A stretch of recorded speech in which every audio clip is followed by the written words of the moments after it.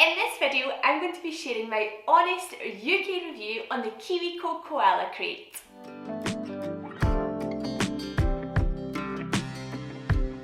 Hi guys, I'm Cara, welcome back to my channel. A few months ago I made a video showing the first 3 KIWI Koala crate boxes that we received and giving my honest UK review on them. Since then we have received another 4 KIWI Koala crates and I wanted to today unbox them for you, show you the activities that are in them and then give you my overall opinions and pros and cons of the subscription. The Koala crate boxes are for ages 2 to 4 and my little boy Ben has just turned 2.5. He did start receiving them on his 2nd birthday, so he was right at the start of the age range of the Koala crates. Each box comes with one of these, so it's like a little activity descriptor, and it comes with a Discover booklet which just gives you additional activities on the topic and book recommendations and a little bit of information about your child's development based on what's inside the crate. So the first box I'm going to show you in this video is the 4th box that we received and it was called Space Search. As always, it came with a book, but it also came with paints with little spreaders, a set of stickers, a cardboard feelie box that you just had to fold together, and some different space-themed felt shapes. Normally each KIWI Co box comes with 2 to 3 activities within it. The first activity here was to match the felt space shapes to the shapes that were on the inside of the feelie box.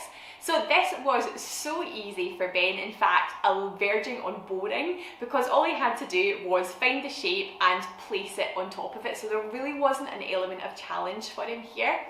The second part of this activity was then to build up the feelie box, put the felt shapes inside, and Ben had to put in his hand, feel around, discuss what he felt, and then also discuss what it was when he pulled it out. Now I feel that there could have been so much more to this activity had all the different shapes had a little bit more texture to them, like with the stars you could have had sequins so that they actually felt different. Just the fact that they all felt the exact same, they were all felt, was a little bit on the boring side.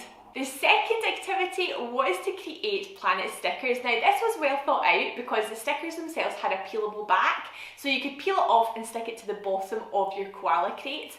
Then you had these little paint pots with little spatulas to put blobs around the outside, then you put inside a wooden ball, closed it, and you had to roll it around inside the box so that the paint rolled all over the planets to create a pretty cool effect. Now this looks cooler in the booklet than our final product actually did.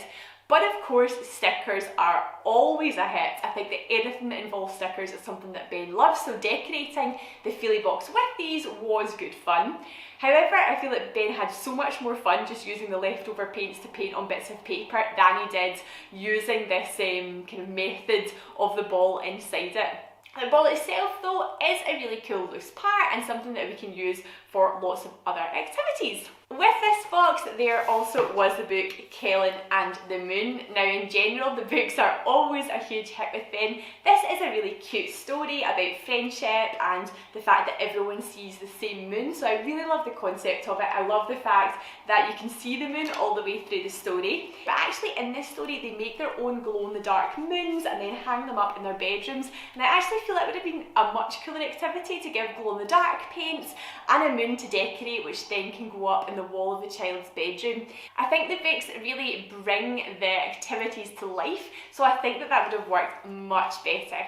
Out of all the boxes I'm going to show you today, this one was definitely the weakest, the one that engaged Ben the least and the one that I was least impressed with. And I also felt there was quite a lot of unnecessary plastic with this one. For example, it came with the paints in the tubs, but then it also came with 2 individual spatulas, and I feel that most people do have paintbrushes or a spoon or something that's easy to use that is reusable. So moving on to my second box for today, it was Kitchen Play. It came with a blank shopping bag, a set of food stickers, a book as always, a fridge sleeve which fits over the crate itself, and a set of felt food. The first activity here was the shopping activity. So all of the felt food actually came with little parts to it. So for example, there were strawberry slices which went inside the strawberry, a kind of opened fried egg which went inside the shell of the egg. So we put all those together And then there was a blue shopping bag which Ben could decorate with the stickers that came with it. Of course that was a big hit. I've already mentioned how much Ben really loves to use stickers. Then the idea was that you played shops with it, you could write shopping lists, we just discussed what Ben was choosing to buy and put in his shopping bag and bring to me. So that was again a hit because Ben really loves pretend play, so in general anything that involves small world play is something that Ben will really quickly engage with. The second activity here involved the fridge. Now this was a really well thought out idea. It came with a sleeve which slid over the top of the koala crate itself so it stood up. It had lots of little pockets with pictures of the foods. The first thing that Ben did was match them and put them in the right place. Then there were also little recipe cards, so these had pictures and Ben had to try and build those pictures using the different parts of the different foods. The instructions say that there should have been a plate in the box itself to actually do this activity on. We did not get a plate, but I also think that's absolutely okay. We just did it on the table and Ben really enjoyed creating these and matching them up, and then obviously you can do your own and try to come up with your own pictures using the different felt shapes. The book that came with this box is Kellen's Unbirthday Cake, and I think that is the favourite book for Ben out of all the Kellen books that we have so far. It's a very cute story of them making a birthday cake or an unbirthday cake out of bread, peanut butter and jam because they don't have the correct ingredients to make a cake, and it's a really nice story about using your imagination in cookery. Overall, this one definitely captivated Ben. He absolutely loved it. However, I felt that there was a little bit of duplication here because we already have lots of good quality play food and a kitchen, so I felt it was something that he already has played with and explored the language and things with it quite a bit. The concept, however, is absolutely sound, and pretend play is something that Ben 100% engages with. And box number 3 is the mail delivery box.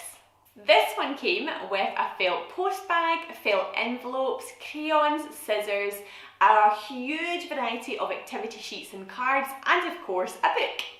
So the first activity here was just the pretend play element of pretending to be a postman or a postwoman. This went down so well. I personally love the concept of having these reusable felt envelopes that Ben can put things in, deliver them to different people around the house, to different family members when we're allowed to see them, and it totally captivated his imagination. He especially loves watching for the postman and have post coming through our door, so he really related to it and really engaged with it. And the second activity here was a whole range of different activity sheets and cards which focused on the skills of cutting, tracing and folding. Now in general these were brilliant. The cutting was something that Ben really loved. He does have his own set of scissors which I absolutely love, and I will link below for you because I think they work so well for introducing cutting to toddlers because they help them actually open the scissors again, they spring back for them. So although this came with scissors, we used our own for that. Tracing was a little bit more difficult to get Ben on board with just because he wanted to colour and do his own thing. I think that maybe that's a little bit more advanced for the slightly older child. And then also folding, so again that was a really difficult skill for Ben. There were some just little cards that you had to fold over that Ben could totally do, but then there were ones where he had to fold in corners and things like that, and again that was something that he really struggled with and was a bit beyond him at this stage. The book for this one is again a really nice story. It is about Kellen being really appreciative of the fact that the postwoman brings his post in all different weathers. I do, however, have a bit of an issue with the language in this story again. So it is very Americanised. They refer to mailboxes, like the big American mailboxes with flags. They talk about a mail carrier instead of a postman or a postwoman. So I tend to change the language as I'm going along so that Ben can actually relate to it and understand it. Overall, I really like this box. I do think that 2 to 4 is such a wide age range, especially when you're talking about fine motor skills like cutting and tracing. But they did do a good job in providing different levels and things in the activity cards. Again, this fell into the category of pretend play, which is something that always goes down well with my toddler. However, I also thought that the scissors and perhaps the crayons were a bit of an unnecessary addition in this one, but I totally get that the idea is that the box is good to go and you have everything you need in order to complete it inside it. And the fourth and final box for my review today is the Jungle Fun box.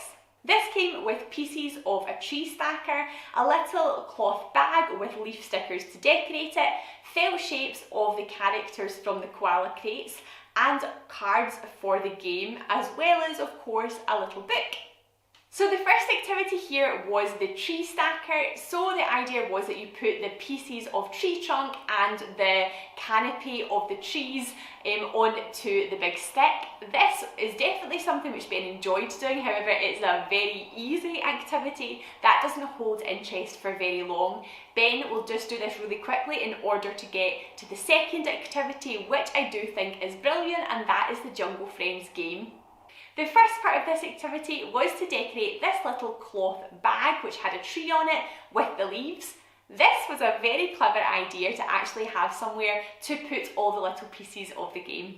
The first part of the activity was to pick a card which featured a number and one of the three characters. There are three characters that go through all the books: Koala the koala, Peter the parrot and Ella the alligator. Then he had to choose the correct number of these pieces and hook them onto the tree. So this is a great one for number recognition and actually corresponding the number to an amount of something. And the fact that he knows these characters from all the books now made it really engaging. And this is a game that we have played probably on a daily basis since he received the box because he just loves it. He also now loves to experiment with hanging them on in different ways, so he'll hook them on to the bottom of another character instead of hooking them on directly to the tree. The book with this one is another huge hit because it's the story of Kellen, Ella and Peter going on a jungle adventure in their garden and all dressing up and pretending to be another type of animal. Ben loves dressing up, so again this was really easy for him to relate to and he loved it. Overall, this box is the biggest hit of all four. In fact, I think out of all the boxes from KIWI that we've received so far, he just loves it. However, I do feel that it's just one game. It is one brilliant game that really engages my toddler, but there's not that much to it. So I have now received 7 koala crates in total from KIWI, and I think I'm now in quite a good place to say what I love and what I don't love about this subscription box. So firstly, the advantages of it. I think it is something brilliant to do, especially when we are spending a lot of time at home at the moment. Many of us, or at least here in Scotland, in lockdown. It has been brilliant just to have something different to fill the days with, to have something that really excites Ben, because obviously we're not going to any toddler groups. He's just surrounded by his own toys every day, and he's not even going on play dates apart from our little daily walks or outings to the park. There's really not much going on, so I think from that respect it has really been worth it just to have something different. Secondly, I really love that it introduces themes or types of play that I perhaps otherwise wouldn't have introduced to Ben. So the best example of that I think is the mail delivery box. Ben really loves the idea of being a postman or a postwoman and loved all the activities associated with that, and that is not something that I would have thought to introduce to him. Thirdly, I think the books are fantastic. They are really good quality. Ben loves the Kellen, Peter and Ella characters and really engages with them. I think lots of the stories also have really lovely morals, and they are quite often about friends playing together and using their imaginations for play, which is something I am totally on board with. Because all of the boxes feature these 3 characters of Kellen the koala, Peter the parrot and Ella the alligator, I feel there's a really nice common theme through them all, and Ben is immediately engaged because the activities are being introduced by these characters. Thirdly, I also think the activities are really well thought out and planned. The instructions are fantastic. It is super clear to follow, and I also love that you get some information about how you can additionally support communication, motor skills, and a little bit of extra information that you receive in this booklet about child development. I do feel that all the boxes provide really good discussion points and are great for language development. So now for what I don't love about them, or things that I feel that they could do better. Now I did mention this in the last video and already in today's video. I think that the fact that the books are so focused on American English with no consideration for British English is a little bit weak, especially because they are really promoting the boxes here. I see them advertised everywhere, and I just think that they could change the stories to better suit a UK market. Secondly, I feel that there's a little bit of disparity sometimes between the boxes, in that some of them are really worth the money more than others. The space search box, for example, that I've shown in today's video, I thought was really weak in comparison to something like the mail delivery box, where I felt it was really more worth the money. Next, I still think that 2 to 4 is just too big an age gap. I think that some of the activities are just already too easy for Ben, while other ones are just too challenging at this stage.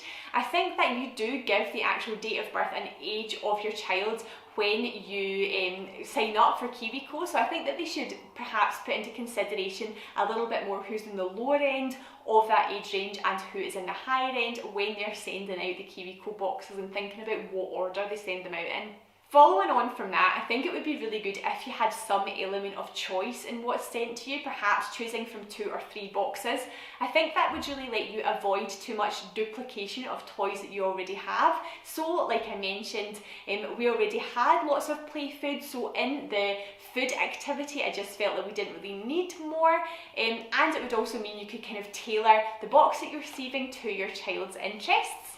And my final piece of feedback is I think they are slightly on the expensive side. So actually per crate it's only about £13.40, which I think is totally worth it, considering that you get a book and at least 2 activities, and I do feel like the toys are really good quality. However, we also have to add international shipping to the UK on top of that. So for the 6-month subscription, which we took out, and there are slightly different prices depending on how long you take a subscription out for, but for 6 months it was about £108, which works out around about £18 per box. So some of them I think totally worth that, others I think is slightly lacking for that. Now, I would love to know if you have tried out the KIWI Koala crates, and I would love to get your feedback below in the comments too, just so that we can share our experiences with other parents who are perhaps considering getting a KIWI subscription. I have actually extended the KIWI subscription, or my mum has, as a gift to Ben for another 6 months, because they have been so great during the lockdown, just for something exciting. I have been looking into other subscription boxes, so if you have any recommendations, please let me know down in the comments as well. Remember to give this video a like if it's been helpful, and I make lots of review videos on toddler products, so if that's something you're interested in, please have a think about hitting subscribe below too. Thank you so much for watching today, and I hope you'll join me again soon. Bye bye!